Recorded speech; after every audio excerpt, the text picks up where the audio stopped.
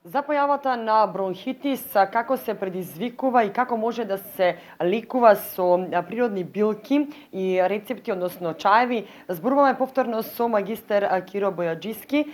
Темата е бронхитис. Ја одбравме затоа што со промената на времето доаѓа и до промени кај луѓето, односно кај градите, а се манифестира со кашлањето, добро го знаете.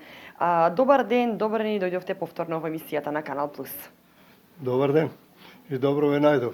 Да ги најдеме и вашите гледачи во добро здравје, добра среќа и добро расположение. Кажав јас дека промената на времето лошо влијае врз оние кои често страдаат од бронхитис, но и кај оние кои може за прв пат да се појави ваква болест.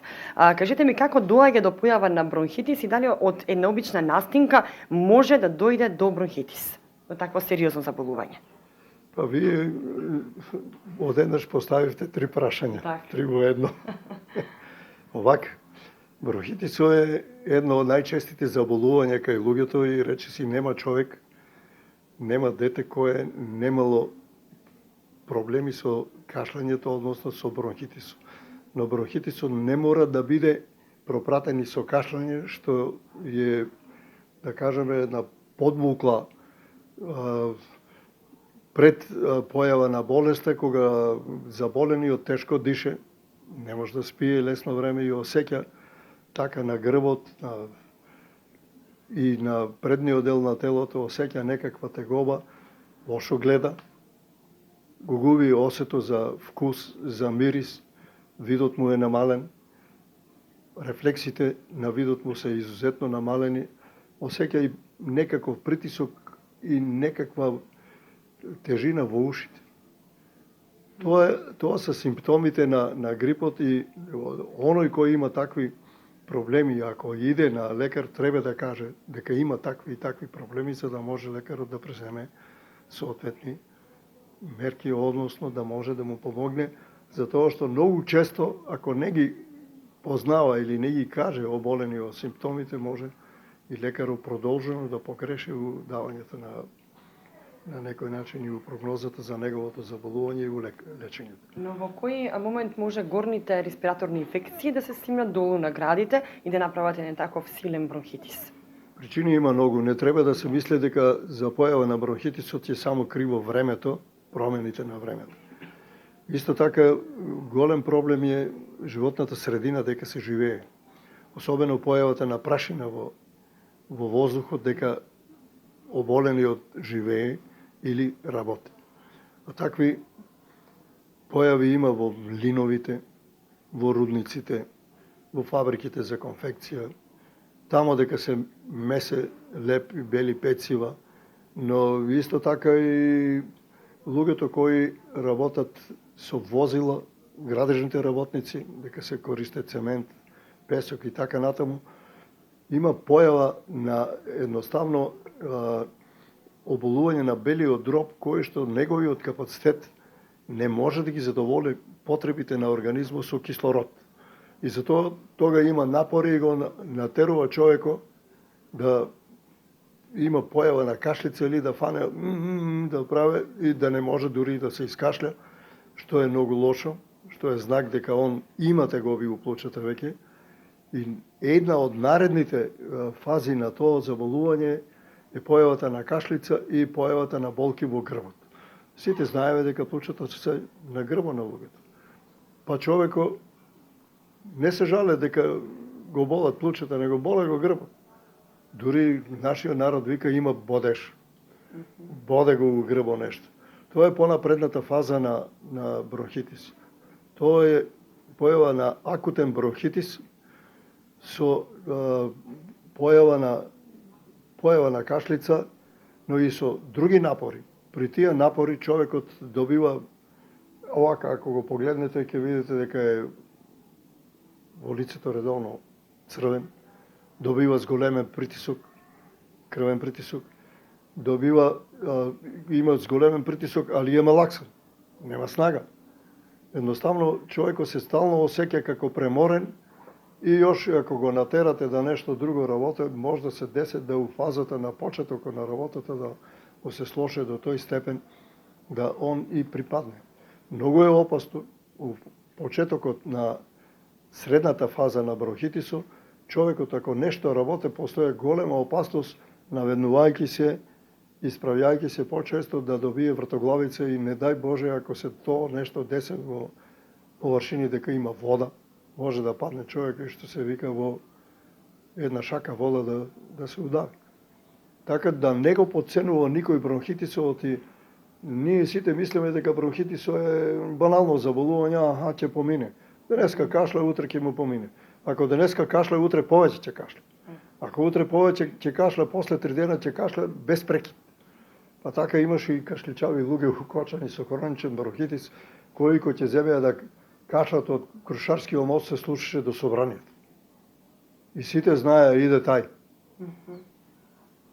Тоа беше знак дека тие луѓе навистина имат хронично заболување, хроничен бронхитис, и ош ако на сето тоа таков несреќник земе да пие, земе и да пуше или едно и друго да практикува, не му бега веќе појавата на хроничен бронхитис со опасност од, да кажем, и од запалење на плучата или појава на вода во плучата, што е многу опасно. Тоа се почетни фази на појава на туберкулоза, но и, не дај Боже, во продолжена фаза и појава на рак.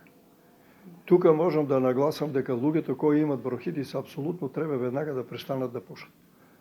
Зошто? Познато е и утврдено е научно дека алкалоидите што ги има во тутунот, нив ги има околу 35-6. Алкалоидите ги разоруваат лековитите својства на другите растенија од тутунот. Тутунот ги разорува. Дури и лековите кои ќе приме човек како инекции, како капсули или таблети, нема да делуваат така како што треба. Никотинот е тој што ги разорува, нешто нема да делуваат, него уопште нема да делуваат. Не да малку да делуваат, ич нема да делуваат.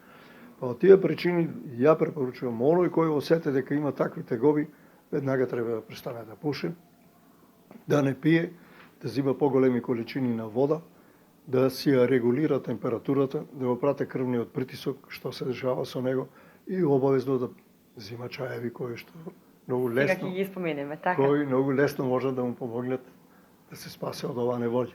Така, за оваа емисија имате подготвено неколку комбинации од билки, по неколку грама, и да ни кажете како се користат.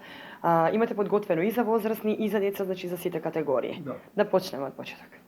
Па овака за работоспособни, да кажам, луѓе кои што се постојано на работа и за кои е опасно ако заболат од бронхитис, они не може да одат на работа и нема доход, нема пари. Па од овие причини луѓето кои работат, а осетат дека има такви тегоби, за кои зборувавме сега, дека почнат да кашлат, болки во грба и така натаму. Тоа лесно се препознава, така. Многу лесно. Да. Многу лесно и во фамилијата одма приметат дека он слабо јаде, лошо спие, кашля и осеќа и замор. Еве, ово е тај чај кој многу лесно и многу брзо може за 4 дена да му санира состојбата. Тоа е слезен, бел или плав слезен. 40 грама, лопен цвет, лопен негде се вика лисичја опашка. Тоа е тај лопен што има само едно стебло нагоре, нешто се грана, оној што се грана е отровен. Лопен 40 грама, подбел, тоа е растение многу слично на слезено со поголеми лисја и вирее негде дури до 2000 метра надморска височина, редовно е покрај реките, покрај потоците, изворите, кладенците и така натаму. Има многу во Осоговијето, особено по текот на реката Осојница и по Градечка река, Виничка река и по Брегалец. Па од тие причини не може да се греше да се иде и ќе го најдат не со оние големи лисија, него со мали лисија, големи како до лозови лисија.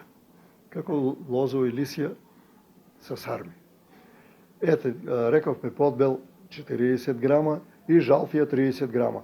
Сите овие растенија ја омекнуваат кашлицата, а жалфијата, поради тоа што има во себе природни 6 антибиотика, фитонциди се викат, тие допринасат да евентуално појавата на бактериско, гливично или вирусно заболување да го спречат, да ги уништат, дури и вирусите, гливиците и бактериите, и на тој начин за 4 дена човекот таков работоспособен престанува да кашля и се враќа во правобитна здравствена состојба и он е работоспособен. Многу силно делуваат. Многу силно. Ете, 4 растенија со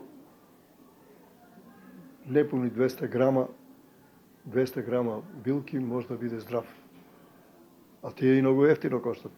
Чај за деца. Дечињата се голема жртва на бронхитисот. И кај нив е многу потешко да се сузбие појавата на бронхитис, затоа што дечињата не знаат да кажат што им е и не може да кажат што им е. И кога ќе фане да кашла и да се, по наше речено, зајдува веќе, кога кашла и не може да си земе воздух, тога настане паника во фамилијата. Тука е ситуацијата веќе сосема друга, но дечињата поради нивната осетливост на другите билки не можат да примат така јаки билки како што пред малку испомнавме за средновозрастни и работоспособни. За нив помага следниот чај. Камилица 50 грам. Камилицата е еден одличен, идеален лек. Подбел, за кој пред малку зборувавме, и тегавец. Тегавецот го има во наши природни услови во полето, но и во планината го има два вида. Едниот има со тесни напрчени лисија и се вика зајачки тегавец. Другиот е со лисија кои лежат на земја и се големи, дури и поголеми од лозови лисија. Тај се вика поземат или легнан тегавец што лежи. Лисјата со едните и другите корисни, но во исто време корисен е и коренот у кој има слузасти материи кои го подобруваат подмачкувањето на плучата и на грлото. Зашто за дечињата така? Затоа што кај дечињата постои опасност поред оболените плуча да оболе и грлото. Да оболат и крајниците, со тоа се комплицира ситуацијата. Но овие билки што овде ги препоручувам спречаваат појавата на секундарно заразување на органите за дишање, на крајниците, на устата, па и до појава на така воспалени црвени очиња, да децата не може да спијат, да бидат нервозни, неќе да примат храна, не јадат и се лошо се однасат дома. И трето, чај за постари луѓе, тоа е по моје многу ризична категорија, непослушна категорија, луѓе кои што час зима, час не зима од чаевите, иако не зима, он ти вика пред сите дека зима, а не зима. Сега, ние ќе препоручаме, но не можеме да му ставиме чашката во устата. Треба сам да се грижи за своето Мора здравје, да се така. грижи, нема кој. Дури од него треба да учат и другите, но тоа е категорија, онака, да кажем, која што не се многу има поверение. Од прости причини што некои од нив сакат, некои не сакат да се лечат. Некои се лечат интензивно, некои Значи не се многу дисциплинирани околу она што ќе им се каже, така. И еве, за тие постари луѓе е извонреден овој чај, мајчина душица 50 грама, иглички, само од игличките цветови и листови никако да не се скубат, оти некои од билколечителите, надри билколечители препоручуваат корено. И тамо дека ќе ги искубат. Повеќе нема да никако. Нема ништо. И, дури и коренот не е толку лековит, како што е лековит цвет. Значи повеќе штета. Натаму, магарешки трн, он е многу изоговаран, да кажам, името му лошо магарешки трн. Но од магарешкиот трн цветот е извонреден лек за бронхитис. Он ја пресича веќе болеста у тамемето од кога ќе испие 1-2 чаја во еден ден или 3 чаја во еден ден, болеста почнува одма да се намалува.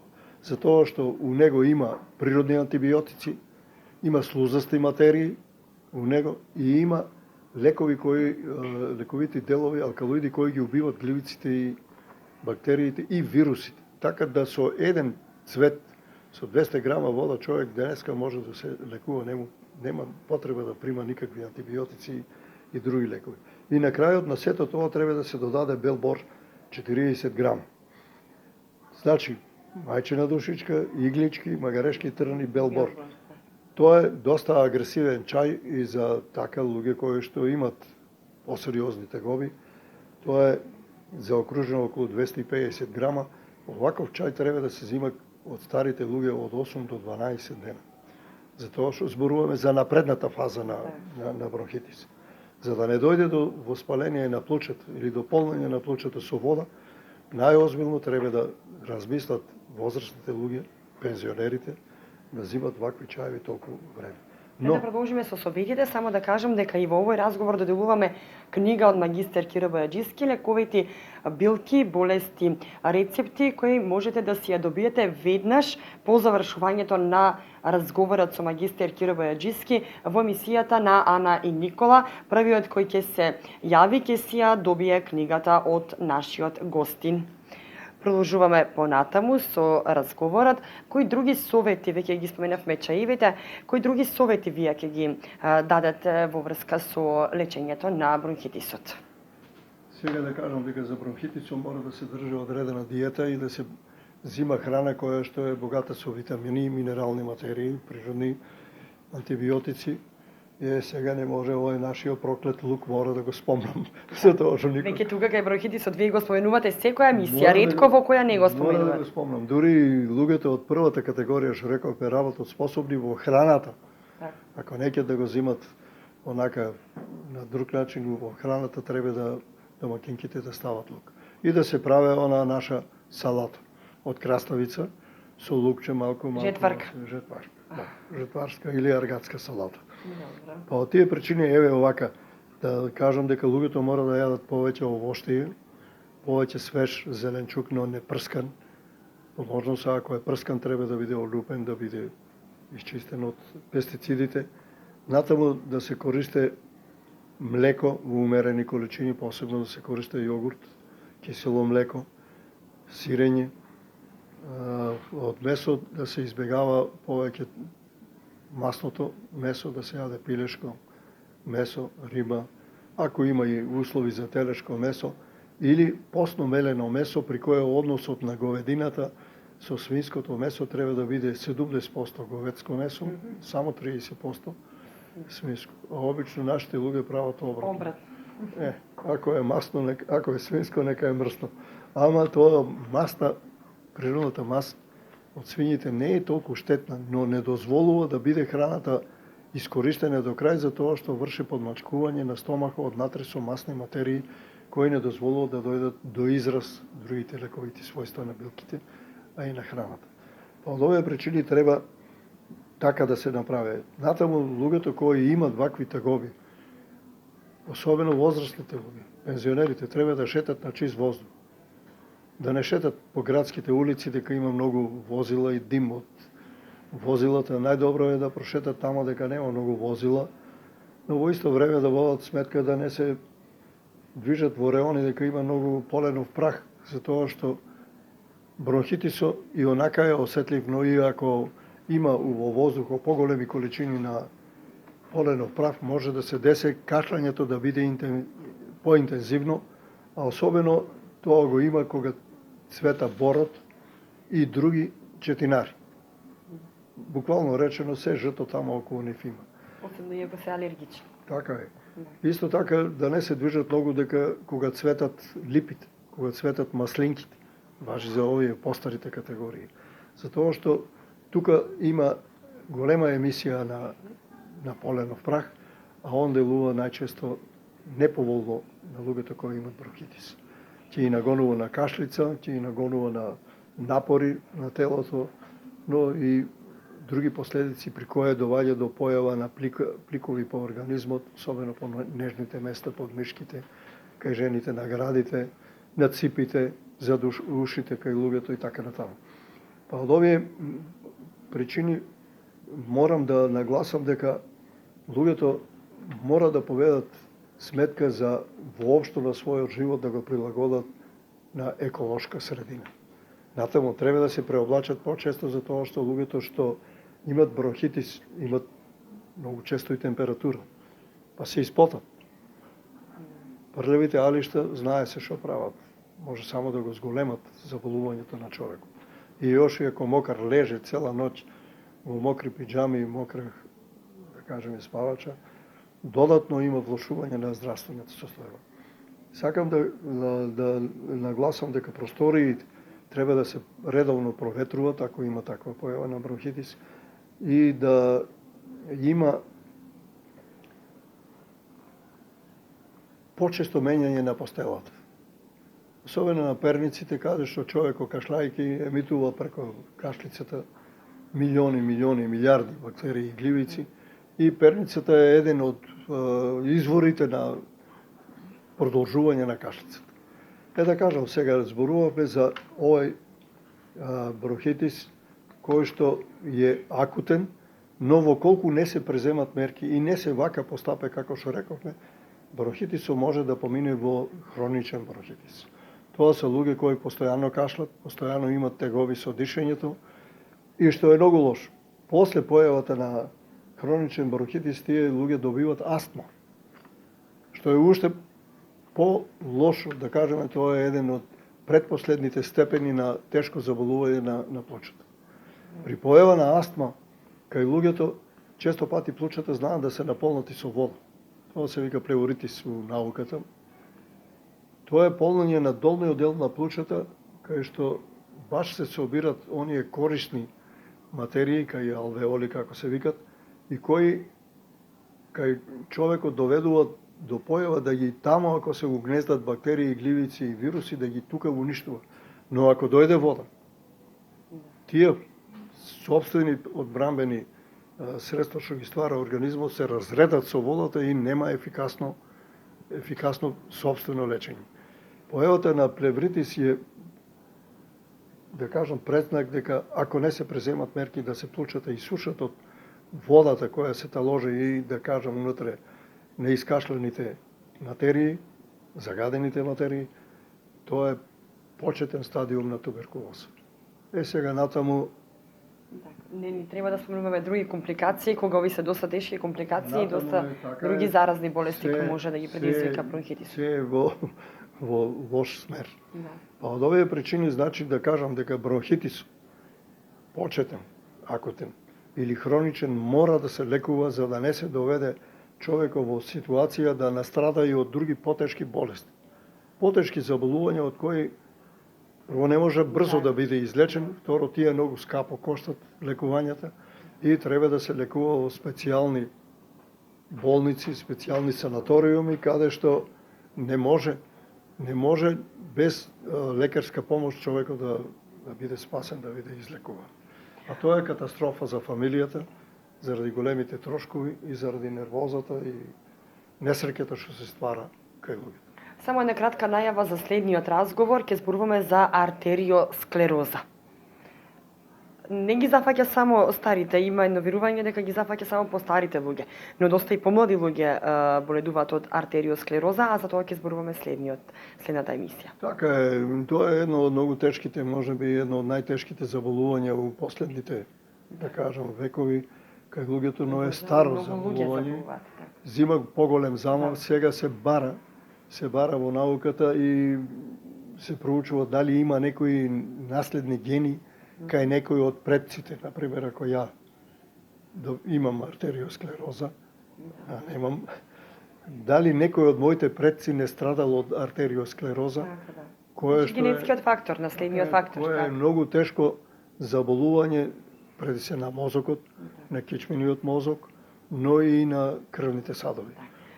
Ќе посветиме повеќе внимание следната емисија. Причини, дај Боже, никого да не го снајде таква несреќа. Благодарам за разговорот. Благодарам и на вас.